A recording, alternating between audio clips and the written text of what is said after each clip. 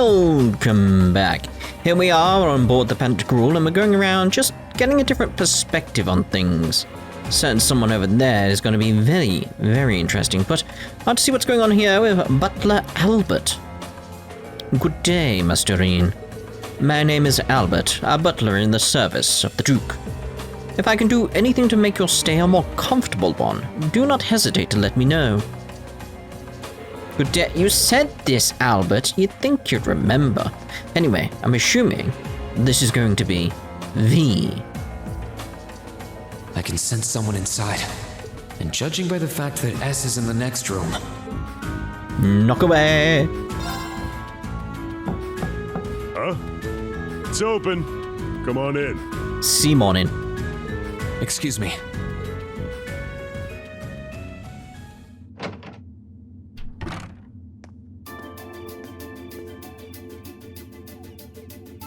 Vulcan. Oh, it's you. You finished talking with C? His name's Crow, not C, and he's never going to be anything else for me. Oh, I know his real name. Well, so do I. We're all knowledgeable here. But to us, he's always gonna be C. Yes, but to me he's always going to be Crow. We've covered this. That's our leader. He might be young, but each and every one of us look up to him and respect him. Anyway, take a seat. And put it where? You got a whole lot of questions, I bet. Does you asking that mean you're willing to answer them? Depends on the questions. Just out of curiosity, how many members does the Imperial Liberation Front have left? I know the explosion back in the mine was staged, obviously. Sure was. Anyway, 10, give or take. We lost most of our members as soon as the war started kicking into gear. Oh.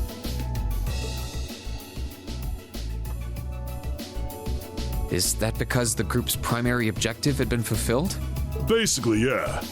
We all came from different backgrounds, but the one thing we had in common was that we hated that bastard's guts. So after he'd kicked it, most of the guys didn't really have any reason for sticking around. Can't say I blame them for calling it quits. I mean, yeah, they joined up for a purpose. The purpose is done. Crow said that seeing this war through to its end was the last part of his game. Are the members who haven't left sticking around for similar reasons?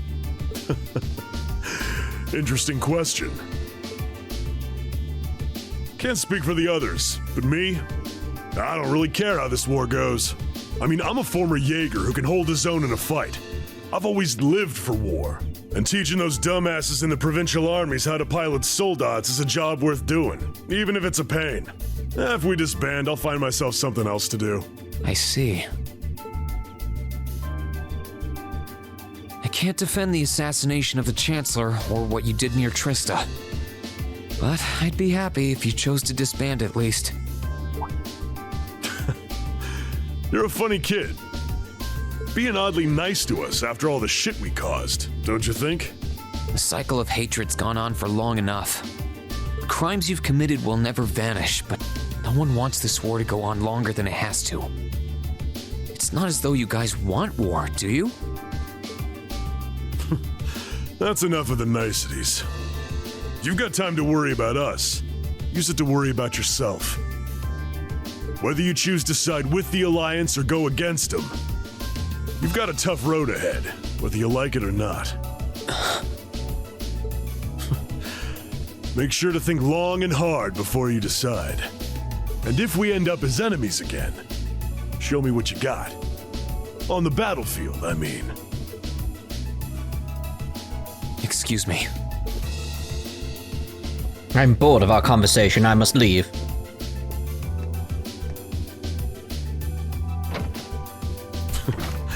Think I might have been too harsh on the kid. Still... yeah. He's probably perfect for the job. How much does it pay? He saw right through me. He's not wrong, though. I should be worrying about myself right now.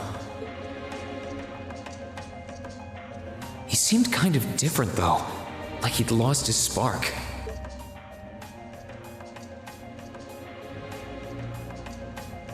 His sole objective in life seemed to be to get revenge for his old Jaeger Corps killed by Osborn. Maybe he's just not sure what to do with himself now that he's done just that? Again, they had a goal and it's done, essentially. Right. Hello.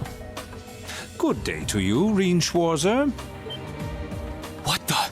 You're the Phantom Thief! You sure look comfortable. What are you doing here? Why wouldn't I be? I'm as much a guest on this ship as you are.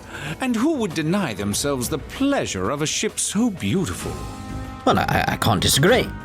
The furnishings are immaculate. The food and wine are positively sumptuous. And I am of the firm belief that it's wasteful not to take advantage of the opportunities life presents you. Ah, and speaking of opportunities, don't just stand there. Take a seat and join me in having a drink. You've been blessed with the rare chance to sit and chat one-on-one with the most beloved thief of our time. I can't believe that's how you describe yourself.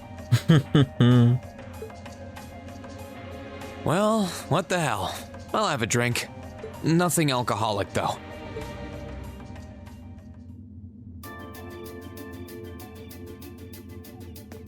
Funny. I didn't realize you'd met Prince Olivert. Indeed, there are few even among royals whose palate is so refined as his. Between our shared love of beauty and fundamental difference of opinion on the nature of love, he forever remains an endless source of entertainment for me. I suddenly feel very sorry for him. Don't. What happened down in Liberl sounds pretty amazing, though. I'd heard there were problems with orbital technology in southern Erebonia at the time, but I had no idea that was why. That magnificent floating city was quite the sight to behold, let me tell you. Oh, how I wish I could have shown it to you. So basically you just explained the entire plot of Trails in the Sky to him. It would have changed your view of the world completely. It really does sound amazing. Wait, why am I sitting here having a friendly discussion with a wanted criminal? He has so many interesting and unusual stories, I got completely caught up listening to them. Ha! A thief of my caliber can steal much more than objects, Rean. Even time. There. I was able to steal much of your time and your interest.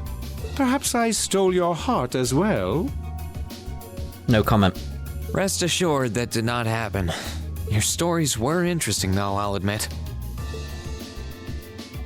By the way, you wouldn't happen to know where Prince Olivert is now, would you? Last I checked, he wasn't actively fighting against the Alliance. Ha! I imagine Duke Cayenne would welcome a man like the Prince with open arms into the Alliance, if he so wished to join.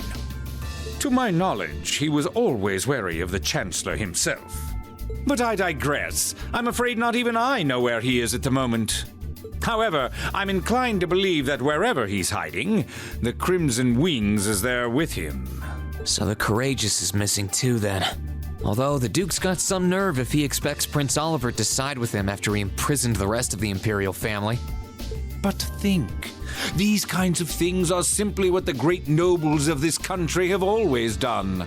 The War of the Lions, too, was brought about by numerous families of some standing backing potential successors to the throne. Emperor Dreikel's, as a late arrival to the war, was a mere exception to the rule. See, this is what I want to get into with everything that's going on and relating to what Vita says later, to what I feel about the third party, like the neutral party. It's like, I'll get into it later, but this is part of it, so remember it. I wonder, does Prince Olivert think himself as the second coming of Dreikel's? One of which is to bring the winds of change to Thor's military academy. A gust of fresh air, if you will.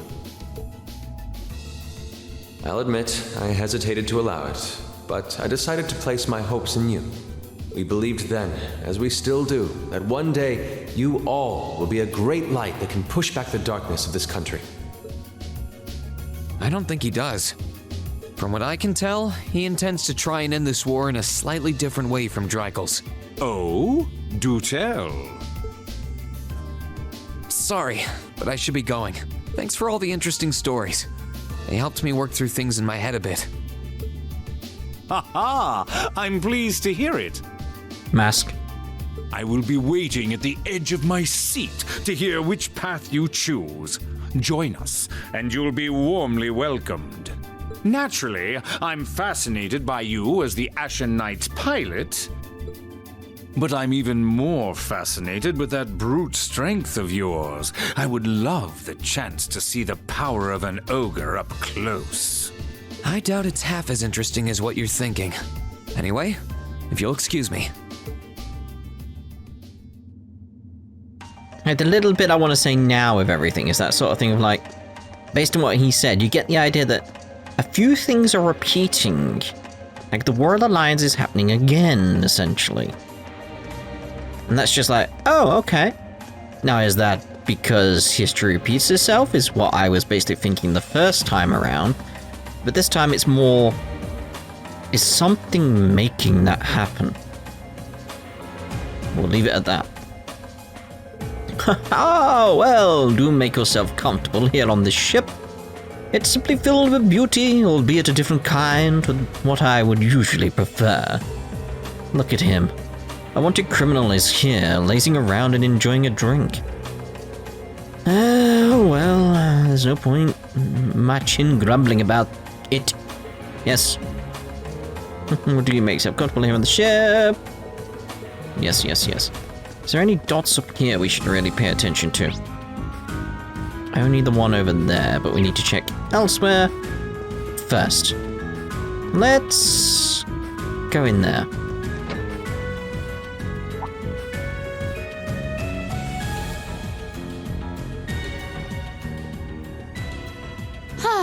Having to travel to and from Crossbell like this is utterly exhausting.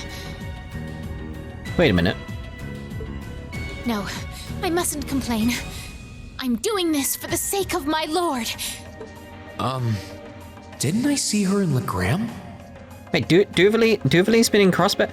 I'd completely forgotten that aspect. I mean, I know someone else is going to be there, but I didn't realize Duvalie would. I'd just forgotten. Who goes there? Wait, you're the Ashen Knight's pilot. I remember you now. In the mountains. You're with Ouroboros, Duvalie the Swift, right? Have you no shame? Is it perhaps normal for you to barge into a lady's room unannounced? Rean, yeah. You and that Arseid are only as bad as each other, I swear. Learn your place! Actually, I just walked through the door normally. I should have probably knocked before I came in, though. Sorry about that. Probably. Now give me a minute while I get dressed. So, now that we're understood, what do you want? Have you come to tell me that you'll be fighting on our side after all? Can you not jump to conclusions? And can you not get dressed into your armor while I'm here in your room? Besides, it's not like you're working with the Alliance because you agree with what they're doing. Oh, naturally. Lady Clotilde seems to have a purpose of her own, but for my part, I have no obligation to help the Alliance whatsoever. I'm simply cooperating because I was told doing so was necessary to the plan. Plan? I'm not sure what she's getting at. Just so we're clear, that lord you keep mentioning isn't Vita Clotilde, is it? No. She may be an Anguis like her, but my lord is the 7th, not the 2nd. She is the leader of the Stallritter, the great light which guides us. Gallant yet beautiful, proud yet merciful. She's the strongest knight of all, and oh, she's simply divine. Well, you've made it clear how great you think she is. So the head of the Stallritter is also a woman? She certainly is. And if you must know, 100 swordsmen of your strength couldn't hope to equal her. No, 1,000, even 10,000 of you wouldn't be able to so much as scratch her. Okay, I get it. She's strong. Still, if she's a woman who could be described as the strongest knight of all, Laura already noticed the similarity between the Eisenritter and Stahlritter, but she really does sound like Saint Sandlot. I see I've got you thinking. Incidentally, I may have already mentioned her title, but one can never share my lord's glory too many times. She's known as the Steel Maiden. The Steel Maiden, huh? And with that, I believe that's enough idle chatter. If you didn't come to tell me that you'll be fighting on our side, then we remain enemies. As such, we shouldn't be standing here being friendly with one another. Yeah, I suppose you're right. Sorry for bothering you. Actually, there was one more thing I wanted to ask. You're not an enforcer like Blue Blanc or Sharon, right? Is there any reason for that? You just had to ask. Enforcers are selected by the Society's leader, the Grandmaster. And in order to be selected as one and given a number, that person needs to be burdened by some kind of darkness. But just so we're clear, there is no correlation between having a number and one's strength, all right? I'm quite strong. I didn't say you weren't, but it makes perfect sense. You don't strike me as someone who's carrying any kind of darkness with you. I imagine that's so you sort of have a sense of being like morally grey. That sort of thing, like you want a greater good, but you're willing to do bad things in order for the greater good. That sort of feeling. You're refreshingly sincere. Like someone who hates anything that strays from the path of righteousness. It also helps you endure any harsh things you may see along the way. Paradise. I'll thank you not to spout such nauseating drivel in my presence. Now get the hell out of my room!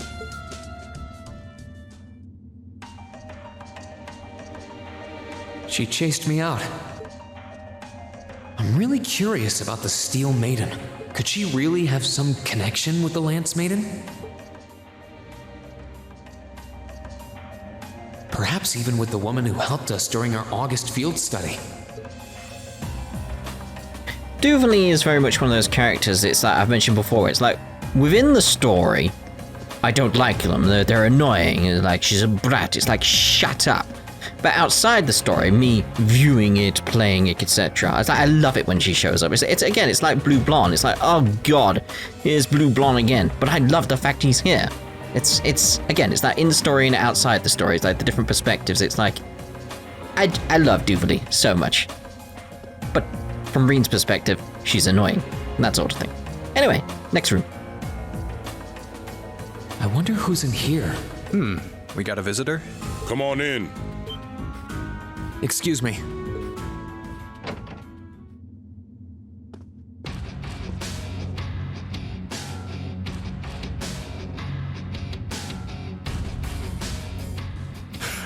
Figured it was you. Sup? Have a seat. Bourbon? I suppose not. I'll have a bourbon. Yeah, I really shouldn't. How come you guys are being so friendly, though? I mean, we're on opposing sides and all. Why wouldn't we be? It's not like we're on a battlefield right now. We're Jaegers. Nothing unusual about us trying to cut some throats one day that's sitting in a bar with the same guys the next. Of course, if you would rather fight with us, that can be arranged. I shall have to politely decline. For one thing, I don't think I'd stand the slightest chance of taking you two down. Hey now, no need to be so pessimistic. Fee seems to think pretty highly of you. Have a little more faith in yourself. At the very least, you'd be able to give us a real fight in your divine night. Not that I'd have any intention of losing even then. The scary thing is, I'm pretty sure he's dead serious. Well, they're used to taking out tanks. They probably have their ways.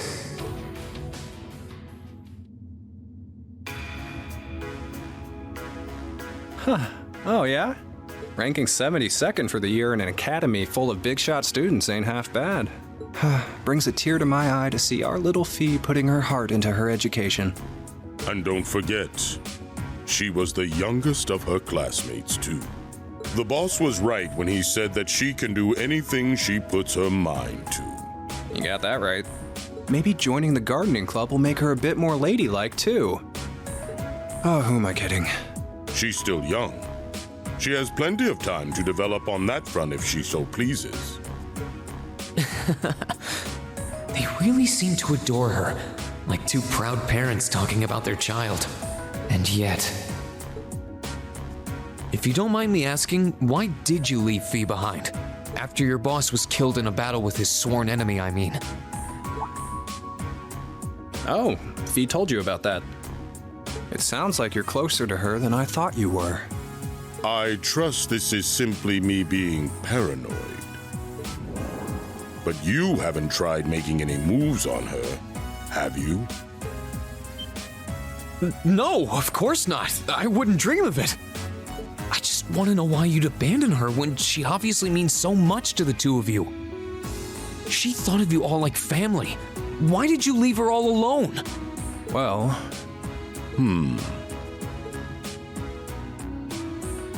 We had our reasons. Let's leave it at that. I know you want to know, but you're not the one we should be telling that to. We'll be sure to tell Fee our reasons in due time. Until then, leave the issue be. All right, I can accept that. Still, she's our classmate. And in that sense, she's like family to me, to us, too. And we feel that way about her just as strongly as you do, if not more so. I want to be perfectly clear on that. Fighting words right there. Still, we'll remember you said that. Returning to the matter at hand, you're sure you haven't tried to make any moves on her? Come on, spit it out. They really are like two overprotective fathers. Dude. Get out of that quick. I was hoping to get a bit more out of them about what Zephyr is up to. All we did was talk about Fee the whole time.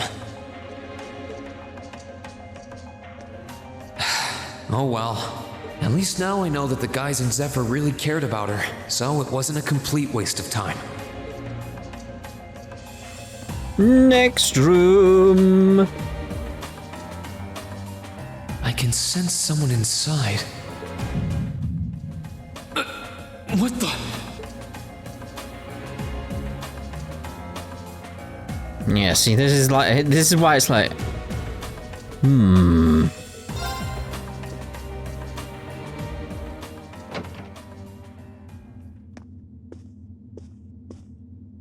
Huh?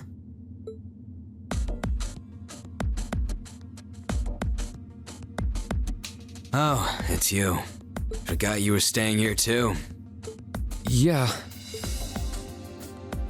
What was that? It's gone now anyway. Maybe it was just my imagination. So what's up? I couldn't give a damn whether you joined the Alliance or not, to be honest. Oh, I didn't come here for any specific reason. Interesting. You mixed by any chance? Could I sit and talk to you for a while? What a pain in the ass.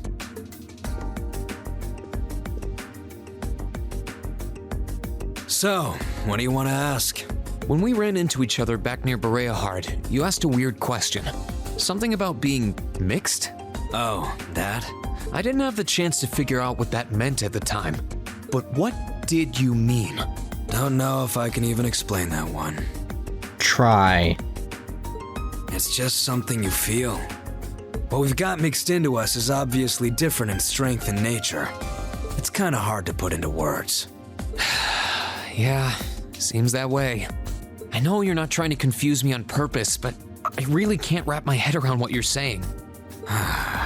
Just watch. Huh? There's no trick to it. I'm not using an ornament, it's not magic. And I'm not using an artifact either. I just will fire to appear, and it does. So it's just a totally unnatural ability. Yeah, I guess you could say that. Something that just gives you results without the processes you'd usually have to go through to obtain them. Yeah. You've got one too, right? Well, true. That power of mine wasn't something I gained from training. I don't even know where the power itself is coming from. It's the same kind of thing.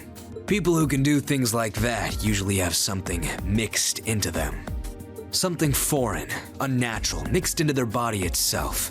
Different to the church's stigmas.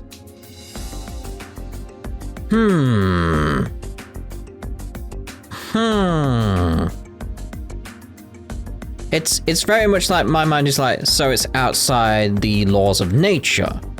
The laws would therefore be divergent? Looks like a pretty small part of it in your case, though. Oh.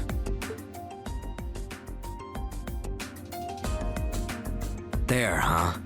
Anyway, I couldn't tell you how, where, or why whatever it is got mixed into you. So it's gotta be something else. This is the thing, it's like, same location, sure, so... What was it that damaged, what was the damage done to Rean? What caused the issue? That is mentioned later that I don't want to say right now because spoilers and stuff. That leads to what's going on there, because it's like, hold on a minute, yeah, there was more to it.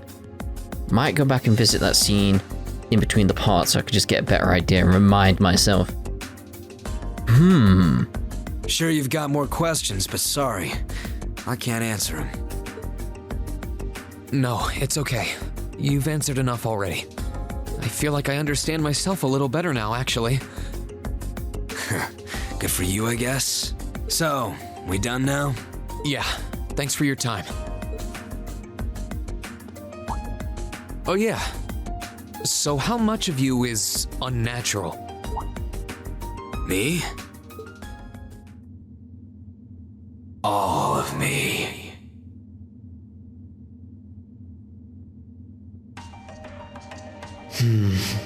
His circumstances seem very different from mine. Guess all I can do is remember what he said.